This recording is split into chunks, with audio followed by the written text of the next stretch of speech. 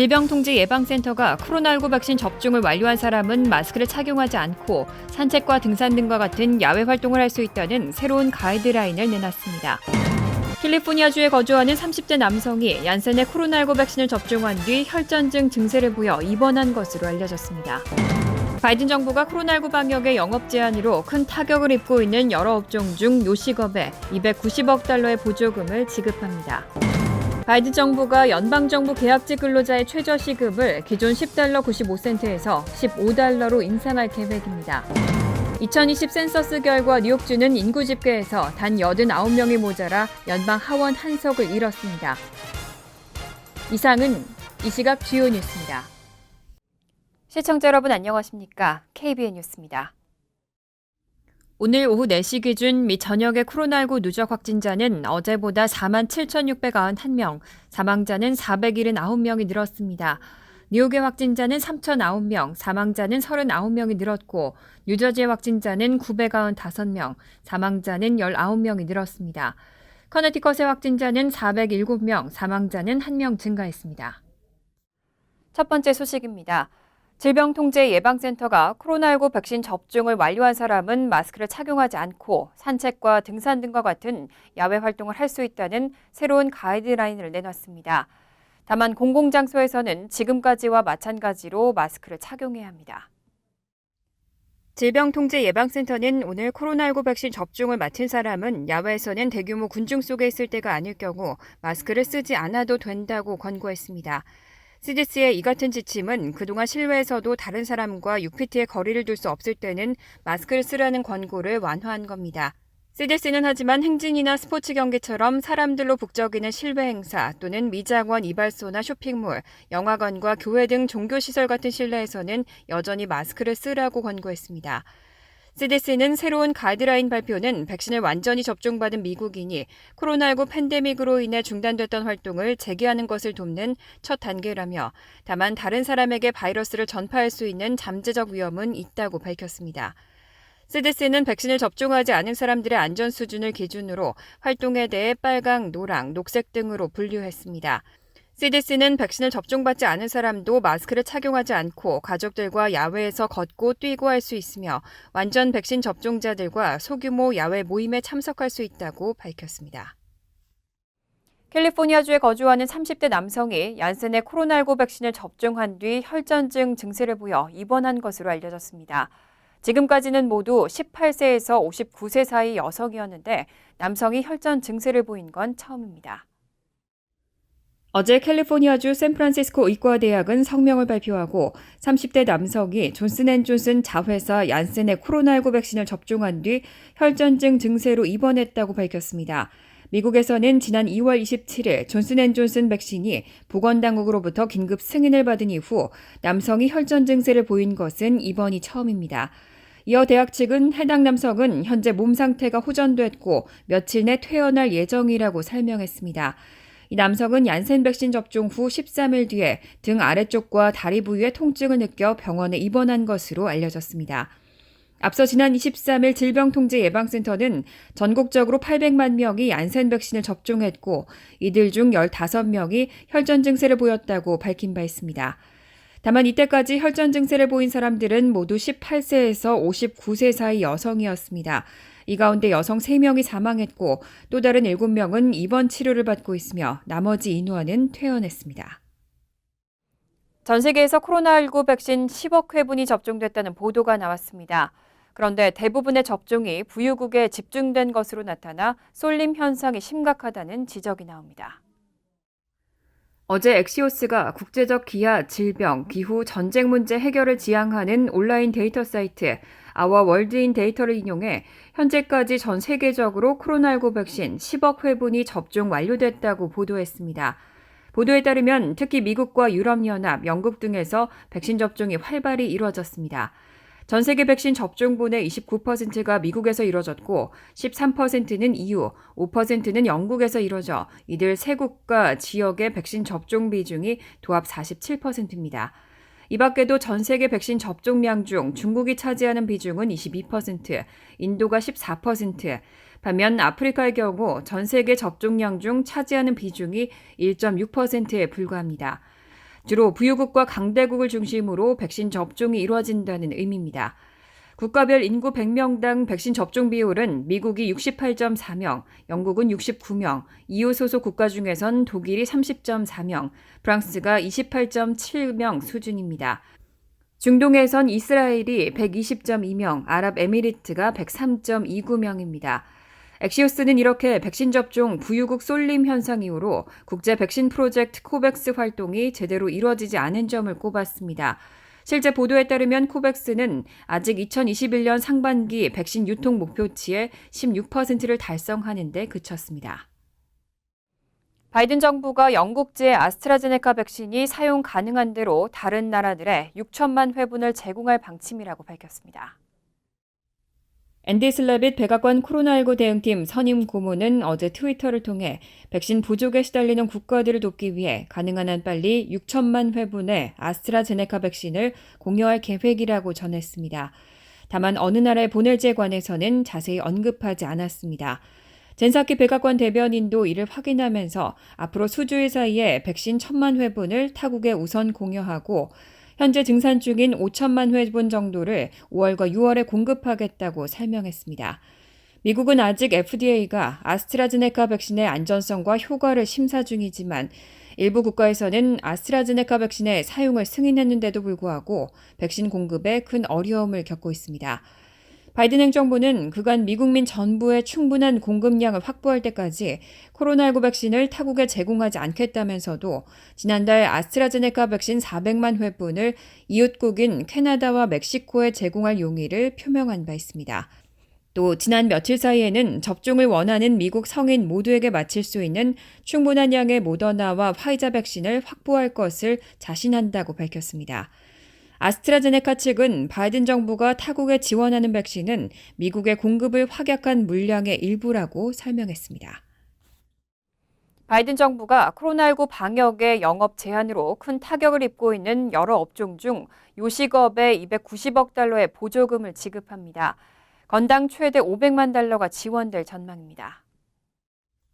오늘 월스트리트저널은 레스토랑과 바, 푸드트럭과 카페테리아 및 카페 등 음식 서비스 업소들은 5월 건당 최대 500만 달러의 정부 지원금을 신청할 수 있다고 보도했습니다. 전임 트럼프 정부 때부터 코로나19 재난 지원 조치의 하나로 실시된 급여 보호 프로그램은 경제 충격에도 종사자들을 정리해고하지 않도록 유도하기 위한 목적입니다. 명목은 초저금리의 사업체 대부금이지만 업체가 고용 상태를 잘 유지하면 결국에는 갚을 필요가 없는 무상 지원금이 됩니다. 신청 내용도 단순히 급료에 그치지 않고 임대료와 금융 비용 등도 포함시킬 수 있습니다. 코로나 재난지원금 중 PPP가 차지하는 규모를 보면 2조 2천억 달러에 2020년 3월 4차 지원대는 5천억 달러, 9천억 달러 규모의 12월 5차 지원대는 2,500억 달러, 그리고 1조 9천억 달러의 올 3월 6차 지원대의 2천억 달러 등 모두 9,500달러에 달합니다. 요식업 연합회는 5월부터 특정 지원을 받는 요식업은 지난해 매출이 6,600억 달러로 거의 4분의 1 감소했다고 밝혔습니다. 또 11만 개의 레스토랑과 바 등이 일시적인 것을 포함해 문을 닫았고 이런 추세는 올 들어도 계속되면서 영업 중지업소가 14,000개에 달한다고 덧붙였습니다. 바이든 정부가 연방정부 계약직 근로자의 최저 시급을 기존 10달러 95센트에서 15달러로 인상할 계획입니다. 다만 내년 3월 30일 이후 신규 계약부터 적용됩니다. 백악관은 바이든 정부가 연방정부 계약직 근로자의 최저 시급을 기존 10달러 95센트에서 15달러로 인상할 방침이라고 밝혔습니다. 바이든 대통령이 오늘 서명한 이번 행정명령의 적용 대상은 공무원이 아니라 정부와 근로계약을 맺은 민간인들입니다. 바이든 대통령은 대선 공약으로 2025년까지 전국 모든 근로자의 최저 시급을 현행 7달러 65센트에서 15달러로 올리는 안을 내세웠습니다. 따라서 이번 조처로 공약 이행에 한 걸음 더 가까워졌다는 평가도 나옵니다. 다만 이번에 인상된 시급이 곧바로 적용되는 건 아닙니다. 내년 3월 30일 후 신규 계약부터 적용되고 기존 계약을 갱신하는 경우로 확대될 예정입니다. 백악관은 이번 행정명령에 따라 연방정부와 계약한 업체들은 근로자 수십만 명에게 최저 시급 15달러를 지급해야 할 것이라고 설명했습니다. 그러면서 청소와 정비, 간호보조와 식품 서비스에 이르기까지 여러 분야에 종사하는 근로자들은 연방정부 운영의 필수적인 분들이라고 강조했습니다. 그동안 일부 계약직 근로자는 남보다 더 적은 시급을 받고 부족한 부분을 팁으로 충당해왔습니다. 한편 이번 행정명령에는 이들을 비롯해 모든 계약직 근로자의 최저시급을 통일하는 내용도 포함됐습니다. 뉴욕주와 뉴저지주의 코로나19 제재가 대폭 완화됩니다. 실내 수용 인원이 대폭 확대되고 야외 모임 허용 인원도 늘어납니다. 어제 뉴욕주의 발표에 따르면 오는 5월 15일부터는 실내 사무실 수용 인원이 현행 정원의 50%에서 75%로 확대됩니다. 또 뉴욕시의회 체육관의 허용 인원도 현행 정원의 33%에서 50%까지, 카지노의 허용 인원도 현행 25%에서 50%로 확대됩니다. 아울러 5월 19일부터 야외 경기장 수용 인원은 현행 20%에서 33%까지 늘어납니다. 이 밖에 뉴욕주는 오는 8월 20일부터 18일간 수용 인원을 정원의 50%로 제한하는 조건으로 뉴욕 스테이트 페어를 재개합니다. 또 뉴저지의 코로나19 제재 역시 큰 폭으로 완화됩니다. 어제 필머비 주지사는 오는 5월 10일부터 결혼식과 연회, 정치 행사와 장례식, 공연 등의 실내 입장 허용 인원을 정원의 50% 또는 최대 250명까지로 확대한다고 발표했습니다. 현재는 정원의 35% 또는 150명까지입니다. 또 예배 등 종교 행사는 최대 인원 제한 없이 실내 정원의 50%까지 입장이 허용됩니다. 5월 10일부터는 일반적인 야외 모임 허용 인원도 현재 200명에서 500명까지로 확대됩니다. 좌석 1000석 이상의 야외 경기장이나 야외 공연장 역시 정원의 50%까지 입장이 허용됩니다. 야외 카니발 및 박람회 등도 정원의 50%까지 입장할 수 있습니다. 현재 정원의 50%까지인 뉴저지 식당 등의 실내 식사 제한에는 코로나19 지표가 계속 개선된다면 곧 추가 완화가 가능할 것이라는 입장입니다. 하지만 야외에서 사회적 거리 두기가 어려운 경우 마스크 착용 의무는 그대로 유지됩니다. 2020 센서스 결과 뉴욕주는 인구 집계에서 단 89명이 모자라 연방 하원 의석 1석을 잃었습니다. 뉴저지는 하원 의석 12석을 그대로 지켰습니다. 어제 센서스국은 2020 센서스 결과 발표에서 뉴욕주가 의석수 1석을 잃었다며 뉴욕주에서 89명만 더 집계됐다면 하원 의원 1석을 미네소타주로부터 빼앗아올 수 있었다고 설명했습니다. 이날 센서스국이 발표한 2020 센서스 결과에 따르면 인구가 남부와 서부로 이동하는 현상이 이어졌습니다. 뉴욕과 펜실베니아, 일리노이주 등 동북부와 중서부의 인구 성장률은 각각 4.1%, 3.1%로 나타난 반면 텍사스와 플로리다주 등 남부는 10.2%, 서부는 9.2%로 상대적으로 높은 인구 성장률을 보였습니다. 이러한 현상은 1980년 이후 매 10년마다 실시된 인구조사 결과에 공통적으로 나타나고 있습니다. 인구 이동에 따라 의석을 잃은 주는 뉴욕과 일리노이, 미시간, 오하이오, 펜실베니아와 웨스트 버지니아, 캘리포니아주였고 총 7개 주가 1석씩 잃었습니다. 의석수를 최소 1석 잃을 것이라고 예상됐던 뉴저지주는 다행히 하원 의석 12석을 지켰습니다. 의석수를 추가한 주는 텍사스 2석, 콜로라도, 플로리다, 몬태나, 노스캐롤라이나, 오리건주 등이 각각 1석씩 총 6개 주입니다. 뉴욕주는 하원 의석이 현재 27석에서 26석으로 줄게 돼 캘리포니아주 52석, 텍사스 38석, 플로리다주 28석에 이은 전국 네 번째로 밀려났습니다. 지난 21일 노스캐롤라이나주에서는 흑인 남성이 경찰에 체포되는 과정에서 경찰관들이 쏜 총에 맞아 사망하는 사건이 발생했습니다. 양손으로 운전대를 잡고 있던 중 뒤에서 머리에 총을 맞은 거라 또 과잉 진압 논란이 나오고 있습니다. 노스캐롤라이나주 파스코탕크 카운티의 토미 우튼 보안관은 지난 21일 엘리자베스시티에서 42살 흑인 남성 앤드류 브라운 주니어가 경찰의 수색을 받던 중 사망했다면서 당시 여러 경찰관이 총을 쏜 사실이 있다고 밝혔습니다. 이어 이와 관련된 경찰관 7명이 휴가를 낸 상태이고 주 수사국의 조사를 받을 예정이라고 말했습니다.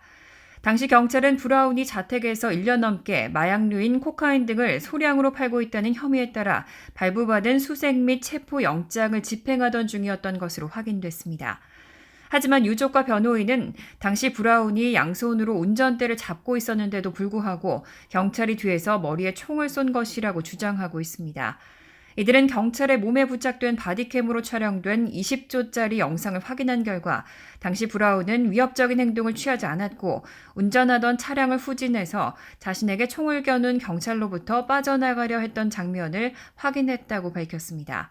당국은 브라운이 이전에도 경찰의 체포에 저항한 행위로 유죄 판결을 받은 이력이 있었고 이런 상황에선 위험이 발생할 가능성이 크다고 판단하고 있다고 해명했습니다. 이번 사건이 알려지자 엘리자베스시티에서는 아프리카계 미국인 18,000명이 모여 집회를 열고 항의했습니다. 마이애미 국제공항에서 일부 승객들이 남은 좌석을 차지하기 위해 난투극을 벌이는 영상이 인스타그램에 공개됐습니다. 오늘 사우스 플로리다와 뉴욕 포스트 등 언론들은 마이애미 국제공항 터미널에서 발생한 승객들 간의 격렬한 싸움을 담은 영상을 공개하며 이들 중 최소 1명 이상 체포되는 일이 발생했다고 보도했습니다. 이날 승객들 간에 발생한 몸싸움을 가장 처음 소셜 네트워크 서비스 인스타그램에 찍어 올린 사람은 영화 스크루볼의 영화감독 빌리 코벤이었던 것으로 확인됐습니다. 경찰에 따르면 일리노이주에 거주하는 20살 제임스 트루 데키르는 이번 몸싸움 때문에 체포됐습니다. 한 목격자는 경찰에 아메리칸 항공 카운터 요원이 데키르와 다른 3명의 남성에게 시카고행 항공편에 사용할 수 있는 대기 좌석이 3개뿐이라며 1명이 남거나 다른 비행기 탑승을 제한했다고 당시 상황을 설명했습니다. 데키르와 3 남자는 보안 요원들이 와서 싸움을 제재할 때까지 남은 비행기 좌석을 두고 서로를 발로 차고 주먹으로 때리며 치열한 몸싸움을 벌였고 주변 사람들이 말리면서 싸움은 겨우 끝났습니다. 이후 경찰은 근처에 있던 데키르를 구금했고 이후 도망친 나머지 3명을 추적하고 있습니다. 간추린 소식입니다. 한국 정부가 코로나19 백신 접종을 마친 해외 입국자에 대한 14일간의 자가격리 의무를 면제하는 방안을 검토하고 있다고 밝혔습니다.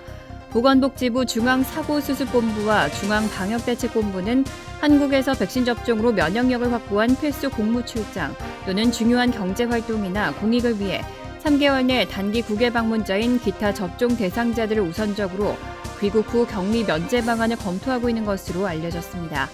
하지만 미국 등 국외에서 접종을 마친 입국자를 대상으로 한 면제 조처는 아직까지 논의되지 않은 상황입니다. 연방이민세관 단속국은 트럼프 전 대통령 시절 불법 이민자들에게 부과된 벌금 정책이 비효과적이라고 판단해 이를 폐지하고 앞서 발부된 벌금 명령 또한 취소했다고 발표했습니다. 알레한드로 마요카스 연방국토안보부 장관은 성명을 통해 벌금 정책을 통해 불법 이민자들이 추방 의무를 지키게 하는 데 도움이 됐다는 증거는 전혀 없다며 우리는 비효과적이고 불필요한 징벌 조치에 의존하지 않고 이민법을 시행하겠다는 입장을 전했습니다. 뉴욕 총영사관이 오늘 30일 필라델피아 시청 바로 옆 투 펜센터 빌딩의 18층에 필라델피아 출장소를 개소하고 민원 서비스를 시작합니다. 필라델피아 출장소는 5월 3일부터 영사민원24 홈페이지를 통해 예약 접수를 받고 5월 17일부터는 본격적인 민원 서비스 업무에 들어갈 예정입니다. 필라델피아 출장소 이종섭 소장은 민원 서비스 예약 폭주로 인해 민원 업무를 보기 위해 8주 이상을 기다려야 하는 경우가 생길 수도 있다며 만약 뉴욕 총영사관 등 타 영사관에 민원 예약을 한 경우에는 취소하지 말고 해당 영사관에서 민원 서비스를 받아줄 것을 권고한다고 밝혔습니다. 앤드류 쿠오모 뉴욕 주지사는 어제 모든 뉴욕 주민은 뉴욕주 차량국 웹사이트에서 운전면허 필기시험을 치를 수 있다고 밝혔습니다. 운전면허 온라인 필기시험은 일반 운전면허와 모터사이클 면허만 해당됩니다. 온라인 필기시험은 차량국 웹사이트에 접속한 뒤 뉴욕 주정부 계정을 만들어 신청하면 됩니다. 필기시험은 30분에서 40분 정도 소요되며 시험을 통과한 응시자는 DMV 사무실에 예약하는 방법 및 추가 지침이 포함된 이메일을 전달받게 됩니다. 온라인 운전면허 필기시험은 한국어와 영어, 중국어 등 16개 언어로 제공됩니다. 환율과 증권 소식입니다.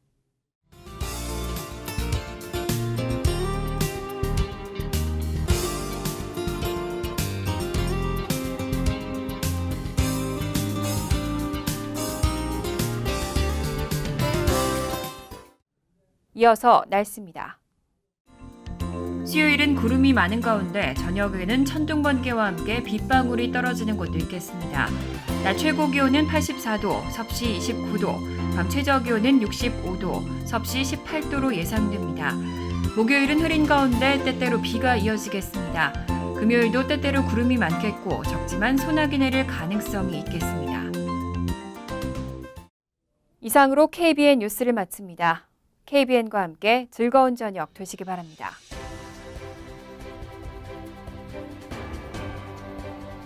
미 동부 최대 한인방송 KBN이 제작하는 KBN 뉴스는 웹사이트 mykbn.com 그리고 유튜브와 페이스북에서 다시 보실 수 있습니다. 좋아요, 구독, 알림 설정은 뉴스 제작에 큰 도움이 됩니다.